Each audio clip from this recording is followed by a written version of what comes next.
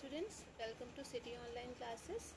चलिए बच्चों, आज का हमारा लेक्चर नंबर 5 यूनिट 1 का है, जिसके अंदर हम लोग डिस्कस करेंगे interaction matrix of different environmental factors.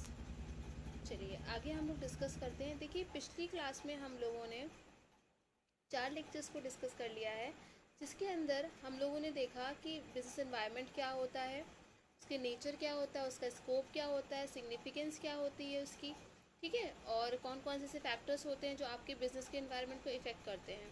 Okay, आज का हमारा जो टॉपिक है वो है interaction matrix of different environmental factors. यानी कि बिजनेस में कुछ ऐसे फैक्टर्स होते हैं, कुछ ऐसे डिफरेंट फैक्टर्स हैं जिनके बारे में हम लोग आज स्टडी करेंगे। ओके, चलिए, तो present era is the era of competition. A business enterprise is successful only if in the present dynamic market place it anticipates and interprets the development of external environment. देखिए, क्या कहा जा रहा है कि हमारा जो प्रेजेंट एरा है, यानी कि आज के टाइम पे जो एक युग चल रहा है, एक एरा चल रहा है, वो हमारा कंपटीशन का एरा है। ठीक है, कंपटीशन का एरा क्यों है? जैसा कि हम लोग देखते हैं कि पिछले टाइम का मतलब है कि अगर हम प्रीवियस ईयर्स में जाएं, ठीक है, तो प्रीवियस ईयर में इतनी ज़्यादा चीज़ों को लेके नॉलेज नहीं थी लोगों में, ठीक है, अवेयरनेस नहीं थी, टेक्नोलॉजी इतनी अपग्रेडेड नहीं थी, तो क्या था, कंपटीशन भी बहुत ज़्यादा नहीं था। बट आज के टाइम पे हम ये देख रहे हैं कि आज के टाइम पे जो कंपटीशन है वो क्या हो गया है, वो बहुत ज़्यादा हो गया है, वो बहुत बढ़ गया है। Okay, so business enterprise is successful only if in the present dynamic marketplace it anticipates and interpret the development। यानी कि आज की तो कोई भी हमारा बिजनेस एंटरप्राइज है वो तभी सक्सेसफुल होगा जब वो हमारे प्रेजेंट टाइम में जो मार्केट में जो डायनेमिक चेंजेस हो रहे हैं, ठीक है, जो भी चीज़ें हो रही हैं, जो भी बदलाव हो रहे हैं, उनको टाइम से वो पहचान लेगा। It anticipates and interpret the development, और अपने डेवलपमेंट पे ध्यान देगा। That is not within the control of the economy. जैसे कुछ चीज़ें होती हैं हमारे बिजनेस में जो बिल्कुल भी बिजनेस के कंट्रोल में नहीं होती हैं, तो उन चीज़ों को समझना, उन चीज़ों के बारे में पहले से इंफॉर्मेशन लेना, कहीं ना कहीं क्या होता है, जिससे आपकी ग्रोथ भी इफेक्ट होती है। Any change in these forces affect the enterprise long term and short term goals. अब किसी भी आपके जो भी चेंजेस आते रहते हैं, ठीक है, बिजनेस में, उनसे क्या होता है, उनसे आपके बिजनेस बहुत इफेक्ट होता है। बिजनेस में लॉन्ग टर्म और शॉर्ट टर्म दोनों ही बेनिफिट, दोनों ही पॉइंट ऑफ व्यू से अगर हम देखें तो हमारे बिजनेस में क्या होते हैं, चेंजेस आते रहते हैं। The way of success for any business enterprise is full knowledge of environmental change. तो अगर हम बात करें कि किसी भी बिजनेस एंटरप्राइज की जो सक्सेस है वो किस पे डिपेंड करती है, full knowledge of environmental change, यानी कि इन्वायरमेंट के अंदर कौन कौन से बदलाव आ रहे हैं, कौन कौन सी चीज़ें हैं जो चेंज हो रही हैं, अगर आपको उनके बारे में प्रॉपर नॉलेज रहती है तो क्या होता है, आपका बिजनेस वो सक्सेसफुल रहता है। ओके, अब आगे बढ़ते हैं हम लोग। Business environment can be classified on different basis such as time, space, forces and factors. जो हमारे बिजनेस एनवायरनमेंट होता है उसको हम कई चीज़ों में डिफरेंट एरियाज में क्लासीफाई कर सकते हैं, जैसे टाइम के बेसिस पे, space, forces, factors. On the basis of time, time के बेसिस पे हम क्या देखेंगे कि प्रेजेंट टाइम है, पास्ट के टाइम में क्या चीज़ें थी, फ्यूचर में क्या होने वाला है। On the basis of space there may be local, regional and international environment. यानी कि लोकल तौर पे अगर हम मार्केट को जब देखते हैं, रीजनल तौर पे देखते हैं, या हम इंटरनेशनल के बेसिस पे अपने एनवायरनमेंट को देखते हैं। अगर हम फोर्सेस की बात करते हैं तो इकोनॉमिक है कि नॉन इकोनॉमिक है। In real world situation the environmental variable interact with each other. और एक रियल लाइफ सिचुएशन में सारे ही वेरिएबल्स क्या होते हैं, आपस में एक दूसरे से टकराते हैं। Okay,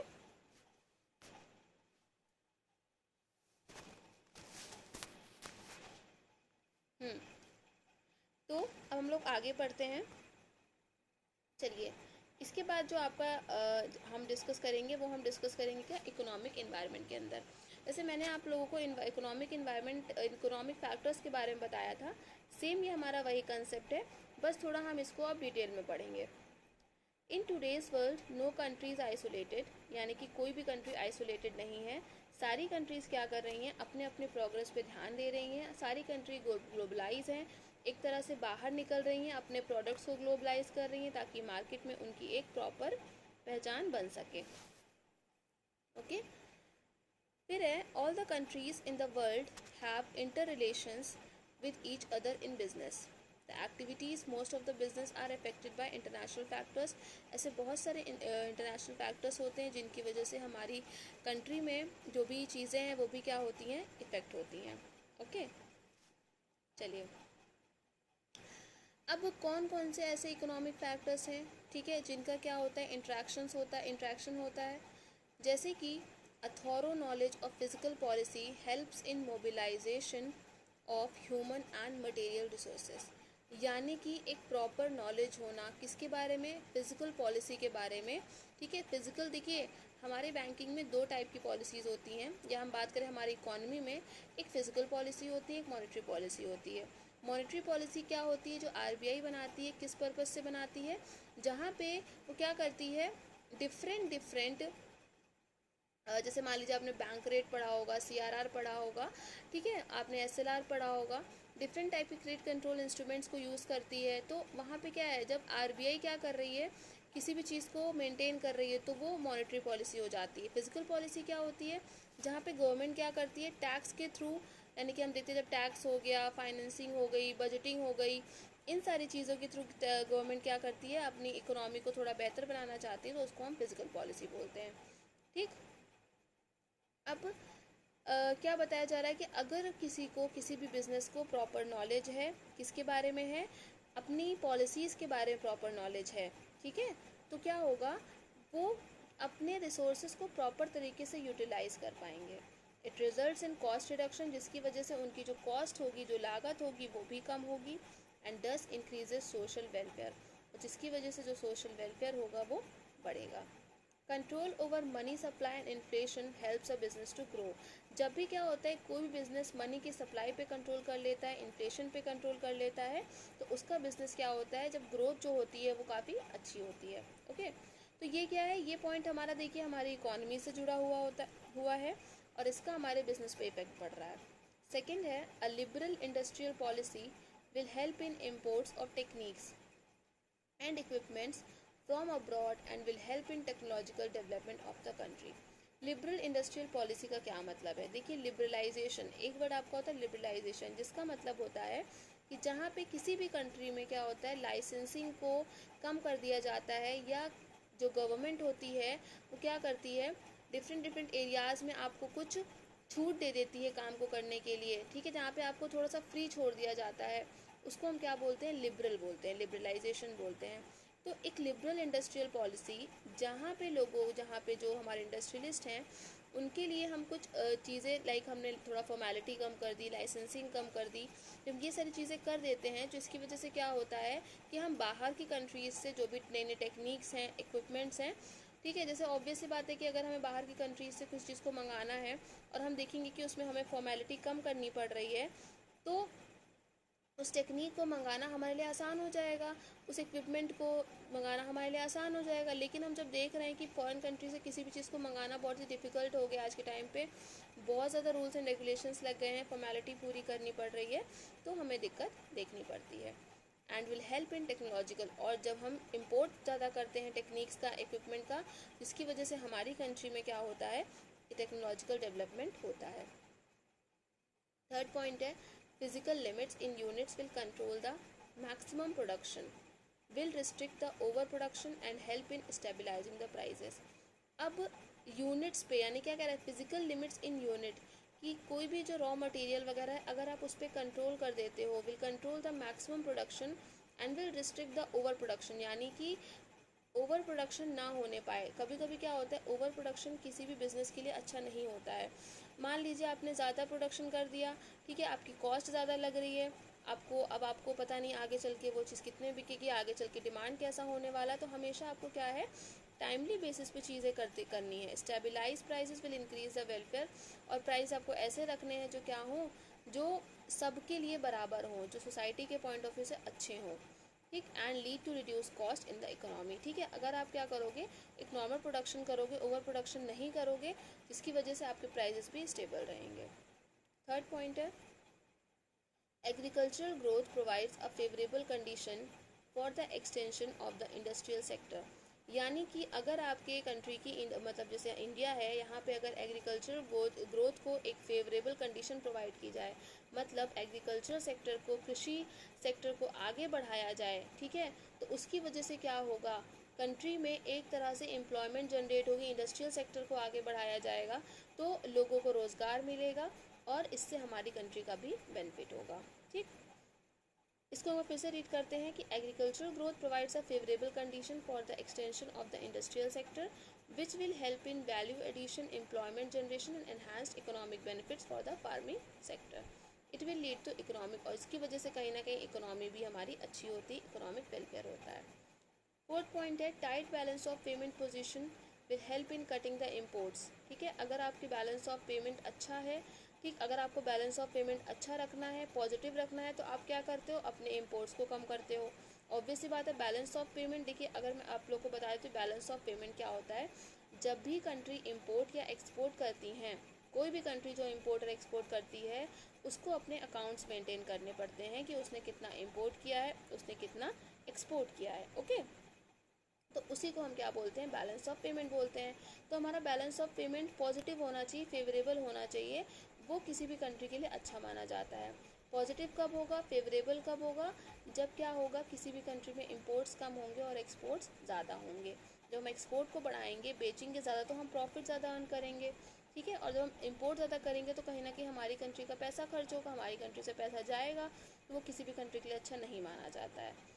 restricted imports mean more production and consumption of domestic goods. अगर आप क्या करोगे, अब इम्पोर्ट को रिस्ट्रिक्ट कर दोगे, इसका मतलब क्या है, आप अपनी ही कंट्री में ज़्यादा प्रोडक्शन करेंगे, ठीक है, और कंजम्पशन करेंगे डोमेस्टिक गुड्स एंड सर्विसेज का, जिसकी वजह से लोगों को एम्प्लॉयमेंट मिलेगा, इसकी वजह से हमारी इकोनॉमिक डेवलपमेंट होगा, ठीक है, और कहीं ना कहीं हम खुद दूसरों पर डिपेंड नहीं रहेंगे, हम खुद से चीज़ें अपने आप कर सकते हैं। ओके, सो एक टाइट बैलेंस ऑफ पेमेंट होना, मतलब इंपोर्ट कम करना और एक्सपोर्ट को बढ़ाना इज़ वेरी इंपॉर्टेंट। सो ये देखिए हमारे कुछ पॉइंट थे, ठीक है, जो इकोनॉमिक फैक्टर्स रिलेटेड थे, या हम इसको कह सकते हैं कि ये हमारे इकोनॉमिक इन्वायरमेंट से रिलेटेड हैं। अब ये पॉइंट्स क्या हैं, देखिए ये आपस में एक दूसरे से इंटरेक्ट कर रहे हैं, एक का दूसरे पे असर जा रहा है। अगर हम एक चीज़ में चेंजेस देख रहे हैं, दूसरी चीज़ में भी उसके कहीं ना कहीं हमको चेंजेस देखने को मिल रहे हैं। ओके, आई होप आपको इकोनॉमिक इन्वायरमेंट समझ में आया होगा। अब हम लोग अपने नेक्स्ट पॉइंट के बारे में बात करते हैं, जो कि हमारा क्या है, सोशोलॉजिकल इन्वायरमेंट। ठीक है, सोशोलॉजिकल इन्वायरमेंट का क्या मतलब होता है, देखिए जहाँ पे आपका इन्वायरमेंट जो है वो कुछ सोसाइटी में ऐसी चीज़ें हो रही हैं, समाज में कुछ ऐसी चीज़ें हो रही हैं जिनकी वजह से आपका जो इन्वायरमेंट है वो इफ़ेक्ट हो रहा है, तो उसको हम क्या बोलते हैं, सोशोलॉजिकल इन्वायरमेंट बोलते हैं। ठीक, the sociological environment in a country is affected by and affect the economic environment of the business. Okay, मतलब किससे इफेक्ट होता है, जब आपकी इकोनॉमिक, अब यहाँ पे क्या है, sociological environment in a country is affected by and affect the economic, मतलब कोई भी जो हमारा सोशोलॉजिकल इन्वायरमेंट होता है वो इकोनॉमी को भी इफेक्ट करता है। The social attitude of the people towards business and management. अब देखिए इसके अंदर क्या होता है कि किसी भी पर्सन का बिहेवियर कैसा है, किसी भी पर्सन का एटीट्यूड कैसा है। अगर मान लीजिए कोई पर्सन अच्छे से काम कर रहा है, कोई पर्सन बहुत अच्छे से बातचीत करता है, उसका एक नेचर बहुत अच्छा है, तो वो क्या करेगा, उसका बिहेवियर बिजनेस के लिए अच्छा होगा। ठीक है, अगर कोई पर्सन एक ऐसा है जिसका नेचर नहीं अच्छा है, जिसका बिहेवियर नहीं अच्छा है, जो हमेशा एग्रेसिव हो जाता है छोटी चीज़ों को लेके, तो उसके बिहेवियर को हम अच्छा नहीं मानेंगे।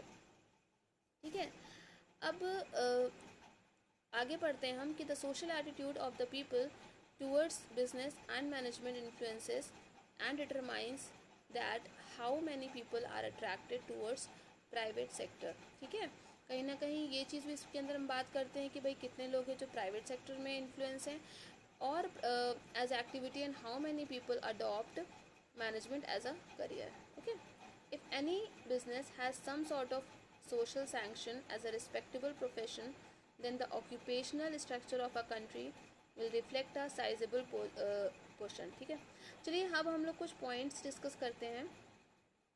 इस पॉइंट के अंदर हम लोग देखेंगे कि कौन कौन से ऐसे सोशल इन्वायरमेंट के अंदर चीज़ें होती हैं जो हमारे बिजनेस को इफेक्ट करेंगी, जिसका बिजनेस पे कुछ असर पड़ेगा।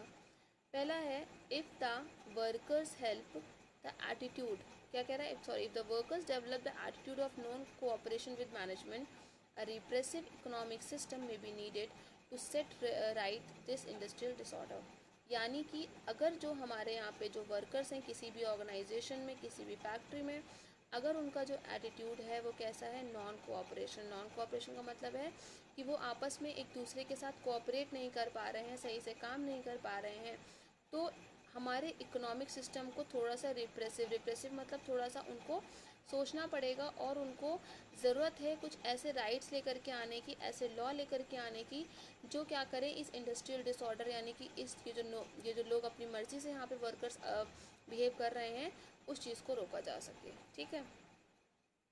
Second, if any business enterprise wants to achieve rapid economic growth, then the need for the labor productivity revolution will be brought। जैसे कि कह रहा है कि अगर कोई भी पर्सन एक अच्छी इकोनॉमिक ग्रोथ चाहता है तो लेबर की प्रोडक्टिविटी को बढ़ाने की भी ज़रूरत है। ठीक है। एंड फॉर दैट पेमेंट में be based on productivity of labour rather than profitability of the business enterprise. To operate on the productivity based wages is to be operate on the system of incentive and attitude of labor। अब देखिए यहाँ पे कह रहा है कि labour की productivity को बढ़ाया जाए। लेबर की प्रोडक्टिविटी को बढ़ाने के लिए यहाँ पे एक बात कही गई है कि जो भी हम लेबर्स को पेमेंट करते हैं, ठीक है, हम उनको इस बेसिस पे ना करके कि जैसे कि उनको मंथली बेसिस दे रहे हैं, हम इस बेसिस पे उनको पेमेंट करते हैं कि कितना वो काम करेंगे। तो क्या होगा, जितना अब उनको एक अंदर से लालच होगा इस चीज़ का कि हम ज़्यादा काम करेंगे तो हमको ज़्यादा पैसा मिलेगा, हम कम काम करेंगे तो हमको कम पैसा मिलेगा। ठीक है। इसलिए क्या होता है, इस चीज़ को बोला जा रहा है कि आप क्या करिए, प्रोडक्टिविटी को बढ़ाइए। अब इस तरह अगर आप वेजेस देंगे उनको तो क्या होगा, उनके अंदर एक इंसेंटिव की भावना आएगी और वो काम को और बेहतर तरीके से कर पाएंगे। ओके। नेक्स्ट पॉइंट है हमारा inter organisational and individual cooperation और conflict, the extent to which private sector enterprises, यानी कि जो भी कोऑपरेशन हो रहा है, ठीक है, चाहे वो ऑर्गेनाइजेशन के बीच में हो, चाहे वो इंडिविजुअल के बीच में हो, कोई कॉन्फ्लिक्ट हो रहा है, ठीक है, चाहे वो प्राइवेट सेक्टर हो, गवर्नमेंट हो, लेबर हो, यूनियन हो, कंज्यूमर्स हो, कोऑपरेटिव्स हों, उन्हें live in harmony and enrich each other on counter track each other have also an important bearing on organize economic environment of a business enterprise.